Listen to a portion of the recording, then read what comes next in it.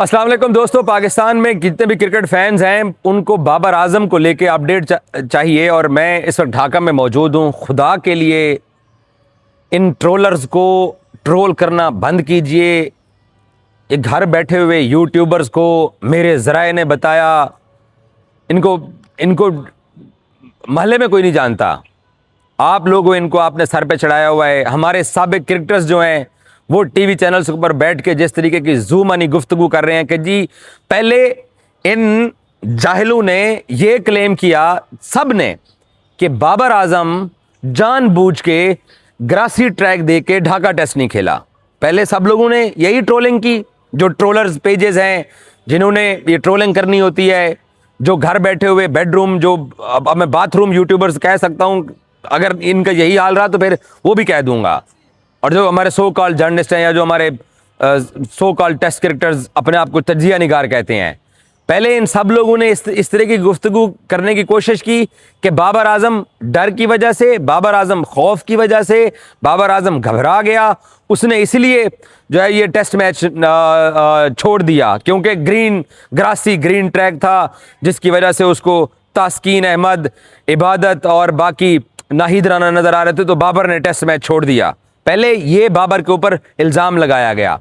उसी दौरान एक दूसरा साइंसदान तबका है, उस साइंसदान तबके ने यह कहना शुरू कर दिया कि बाबर आजम को टारगेट करके पाकिस्तान की सिलेक्शन कमेटी, आकिब जावेद और बाकी लोगों ने पाकिस्तान की टीम से ड्रॉप कर दिया और उसको कहा दिया कि भाईजान आप घर बैठिए, आपकी पाकिस्तान टीम में जगह नहीं है। इन लोगों ने एक ये ड्रामा भी किया और कल तक ये बात और आज सुबह तक ये बात स्टैब्लिश की जाती रही कि बाबर आजम को आकिब जावेद ने और बाकी लोगों ने उसको साइड करने की कोशिश की है।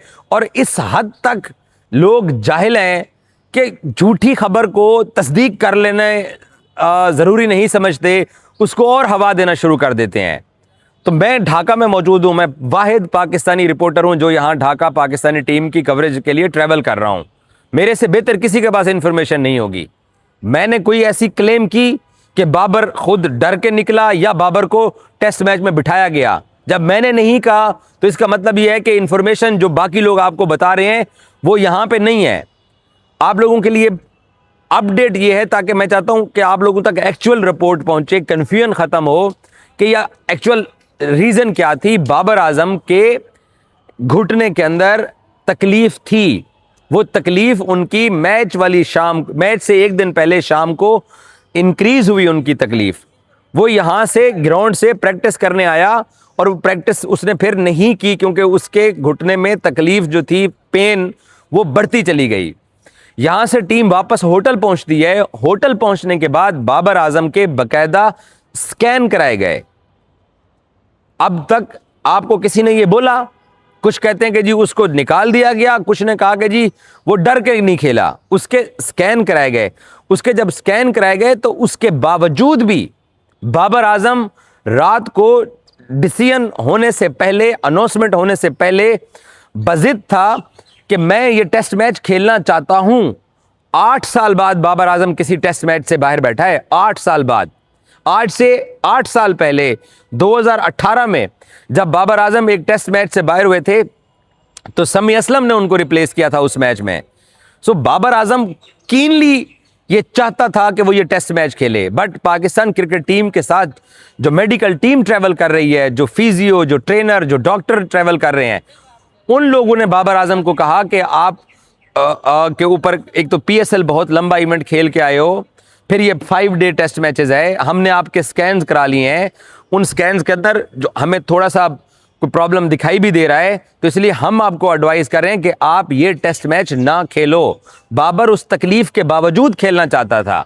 सो फिटे मुंह उनका जिन्होंने ये माहौल बनाने की कोशिश की कि बाबर आजम को जानबूझ के बिठाया गया, और उनका भी फिटे मुंह जो ये कहते हैं कि जी आकिब जावेद ने लाहौर से बैठ के ये ऑर्डर्स किए कि बाबर को टेस्ट मैच ना खिलाएं। सो बाबर खुद ये टेस्ट मैच खेलना चाहता था, बट उसका क्योंकि फैसला आपके डॉक्टर्स ने करना होता है, आपके मेडिकल स्टाफ ने करना होता है। सो इन तमाम लोगों ने ये फैसला किया कि नहीं, हम अपने सबसे बड़े बैट्समैन को इस तकलीफ में ये मैच खेलना अलाउ नहीं करते हैं। तो इस बुनियाद के ऊपर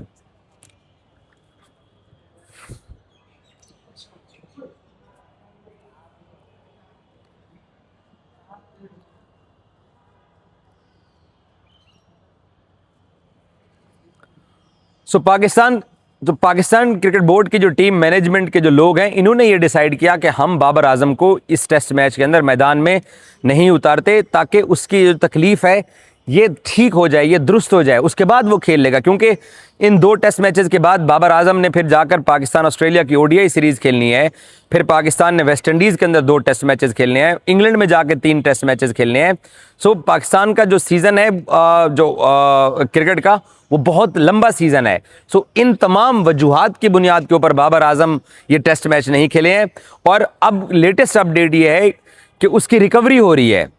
कल, मैं अब नाम फिलहाल नहीं लेना चाहता, अगर इसी तरीके की ये झूठे क्लेम किए जाते रहे तो फिर मैं नाम भी ले लूँगा उस टेस्ट क्रिकेटर का या उन 2-3 टेस्ट क्रिकेटर्स का जो अपना यूट्यूब चैनल चलाने के लिए रोज़ाना की बुनियाद के ऊपर झूठी बकवास करते हैं। आज मैं नाम नहीं ले रहा हूँ।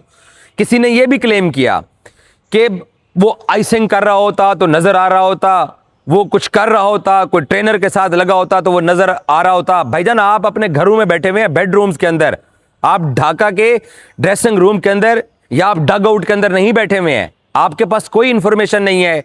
आपने टीम होटल में आपने कोई कैमरा लगाया हुआ है कि बाबर आजम का कहाँ पे ट्रीटमेंट हो रहा है, या यहाँ पे शेर बंगला स्टेडियम के अंदर मेडिकल रूम के अंदर बाबर आजम के साथ ट्रेनर और बाकी स्टाफ कितना काम कर रहा है, आपको कोई नजर आ रहा है? आपने कोई सीसीटीवी कैमरे लगाए हुए हैं? आप लोगों को शर्म आनी चाहिए। आज नाम नहीं ले रहा हूं, आइंदा के लिए नाम भी लेके कहूंगा कि जी अगर वो कुछ कर रहा होता तो वो हमें नजर आ रहा होता।